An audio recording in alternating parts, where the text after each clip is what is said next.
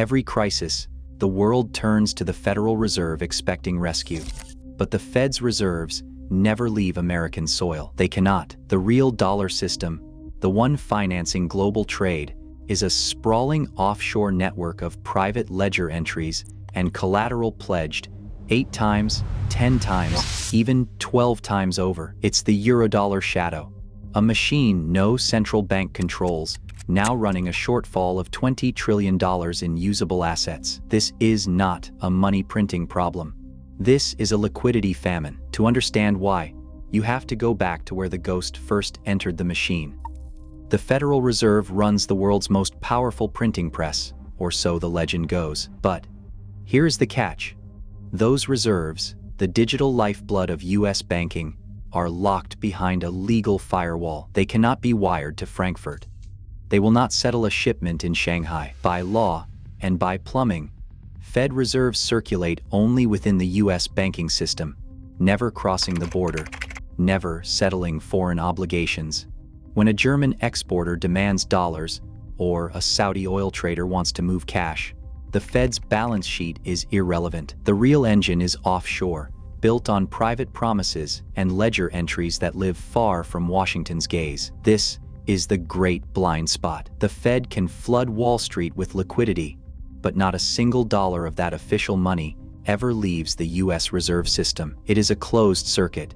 Domestic banks, domestic payments, domestic settlement. Every time the world faces a dollar crunch, the headlines say, "Money printer go brrr," as if the central bank can simply airlift relief to every corner of the globe. In reality, the Fed is a firefighter without water, watching the house burn from the curb. The offshore dollar system, the Eurodollar market, is the real supply line, and it operates on a completely different set of rules. Foreign trade, sovereign debt, and global credit all depend on dollar balances that exist outside the Fed's reach. These are not physical bills or vault cash, but digital IOUs, claims on US dollars that are created, multiplied, and transferred through a shadow network of private banks. The legal barrier is absolute.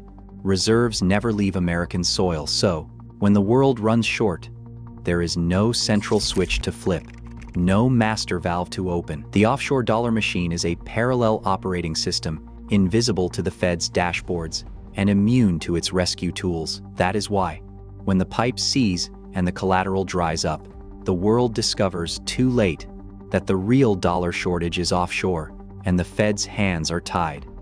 In the chill of the Cold War, the Soviet Union faced a dilemma that would quietly rewrite the rules of global money. Soviet officials, haunted by the threat of US asset seizure, began shifting their hard currency reserves out of New York and into the shadows of London's banking district. The move was not just paranoia, it was strategy, documented in a Bank of England memorandum from 1954 and confirmed by a declassified CIA note from 1957. British banks, hungry for business and unburdened by American oversight, offered nominee accounts and bearer certificates that acted as legal smokescreens, hiding the true owners from prying eyes. The dollars themselves never left the US in physical form. Instead, they became book entries, digital promises on foreign ledgers. By the end of 1954, the Bank of England estimated $2.3 billion in these offshore dollar deposits, a figure that would soon double as more players joined the game. London's interbank clearinghouses perfected the art, with interbank ledgers, net settlement, and custodian accounts that allowed Soviet dollars to flow seamlessly through the city's pipes, untouched by US regulators. The legal veil was nearly perfect. The dollars were American in name only, stateless, untraceable, and above all, out of reach. British policymakers saw opportunity, not risk. Internal Bank of England minutes from the mid-1950s reveal open encouragement for this shadow liquidity, a way to attract foreign capital and diversify reserves without the drag of US rules. Milton Friedman, writing in 1969, captured the essence when he wrote that the Eurodollar market is a creation of the bookkeeper's pen, not of the physical circulation of currency. The stateless dollar was born not out of American design, but from a mechanical workaround, a ghost in the machine. engineered by necessity and lubricated by secrecy. The plumbing was now in place, and the system would soon be tested on a scale no one could imagine. Oil shocks in the 1970s did not just change the price at the pump. They rewired the entire machinery of global money. When OPEC locked the world into dollar-priced oil, a tidal wave of petrodollars began flooding into offshore banks.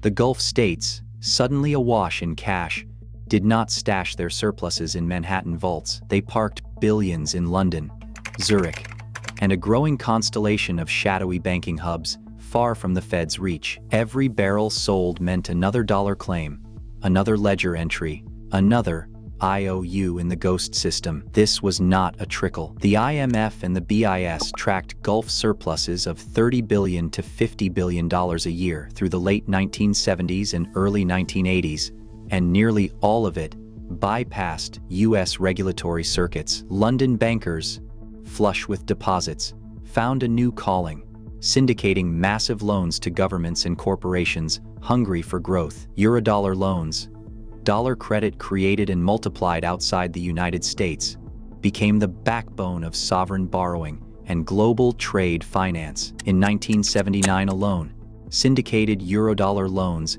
hit $120 billion, a figure that dwarfed most central bank reserves. The mechanics were relentless.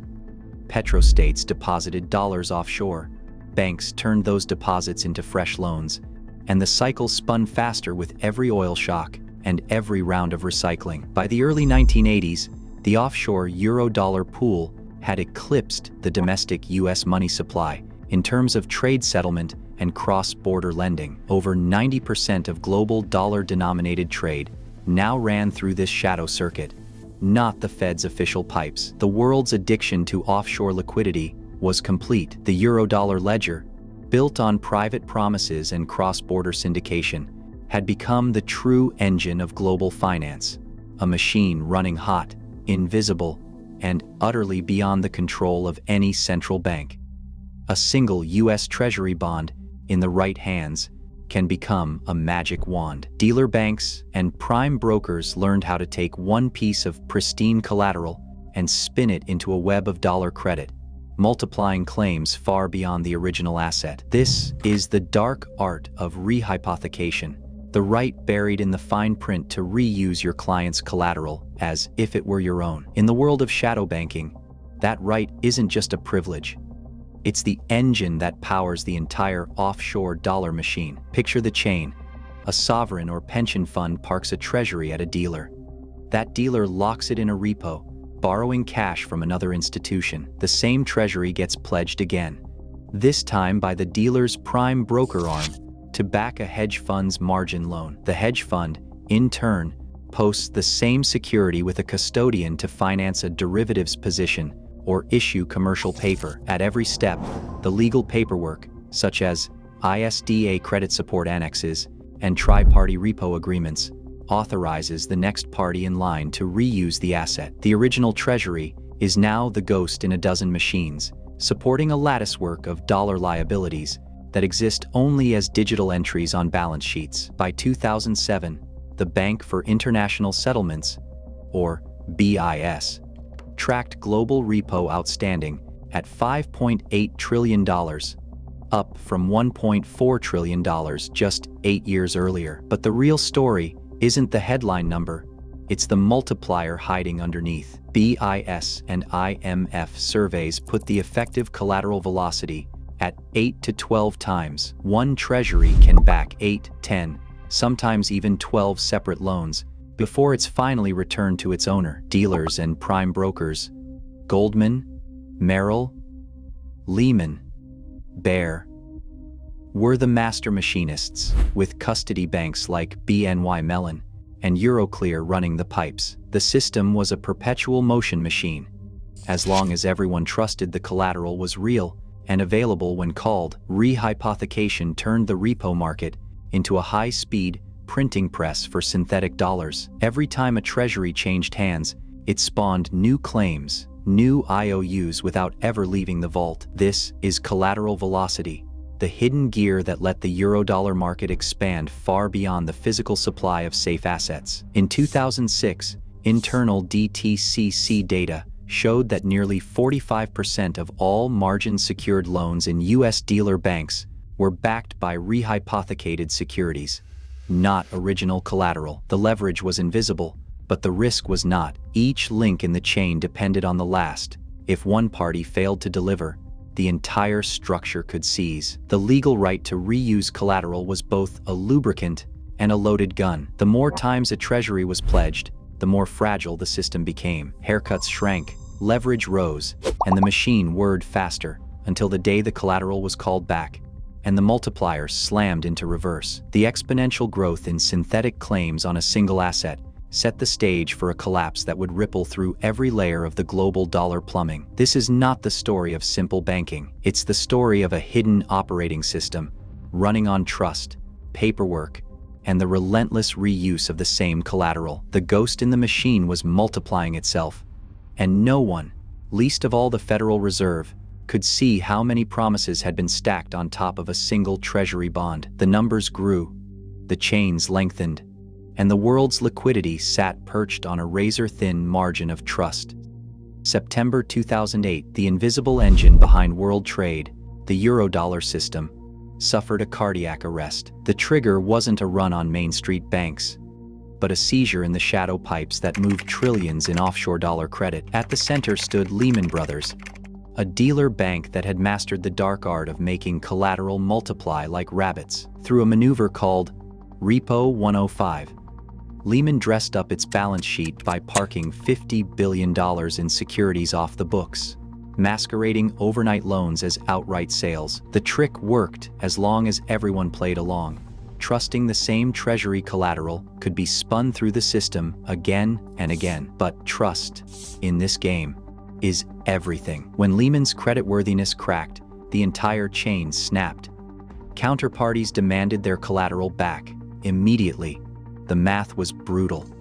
Lehman's rehypothecation web had pledged the same pool of assets across multiple repo agreements, each party believing they could claim the collateral on demand. When the call came, there simply weren't enough real treasuries to go around. The system slammed into reverse. Margin calls ricocheted through the network, freezing $300 billion in overnight funding in a matter of days. It was as if someone had flipped a switch and drained the oil from a running engine.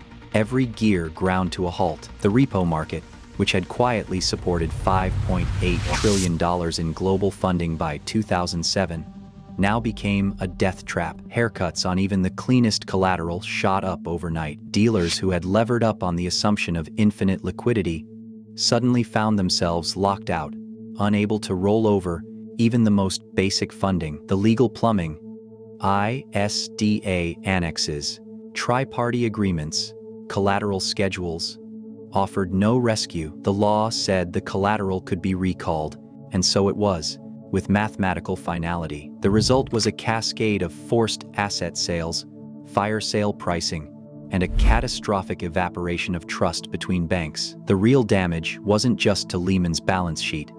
The entire offshore dollar machine, dependent on the smooth recycling of collateral, seized up. With every repo unwound, the synthetic dollars that had been conjured into existence vanished. Credit lines evaporated. Trade settlement froze. The global dollar supply, which had been leveraged far beyond the Fed's official numbers, shrank by hundreds of billions in a matter of hours. No central bank dial could reach the heart of this system. The Fed's liquidity hoses, designed for domestic pipes, couldn't refill the offshore pools where the real shortage raged. This was not a slow-motion crisis. It was a margin call on the world, a systemic heart attack triggered by the mechanical failure of trust and collateral. The shock revealed, with forensic clarity, that the true engine of global finance was not the visible regulated banking system, but the ghostly ledger of private dollar promises, spun and respun through a shadow network that no regulator could see, let alone rescue. In that moment, the world learned that the ghost in the machine could die, and when it did, no one had the tools to revive it. The offshore dollar machine didn't simply stall in 2008. It began starving. What followed wasn't a crisis that healed, but a chronic, grinding famine. The world's financial system, built on the promise of endless, pristine collateral, found itself scraping the bottom of the barrel. U.S. Treasuries, the gold standard for shadow banking, were suddenly too few, too precious, and too encumbered to keep the gears spinning. Jeff Snyder calls it a permanent dollar shortage, a silent drought that no central bank can irrigate. The numbers bear him out.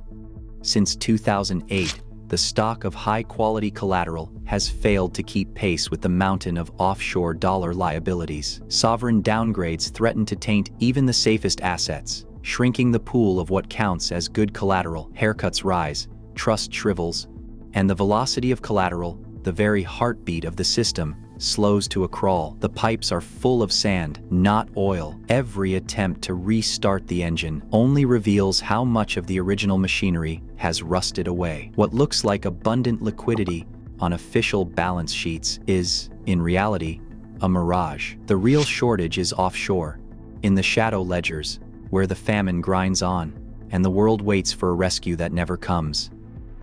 While the world starves for dollars, the escape attempts have begun. BRICS nations, tired of waiting for relief from a broken offshore plumbing, are busy soldering together their own payment rails. China and Russia ink local currency swap lines. India and the UAE trial bilateral settlements in rupees and dirhams.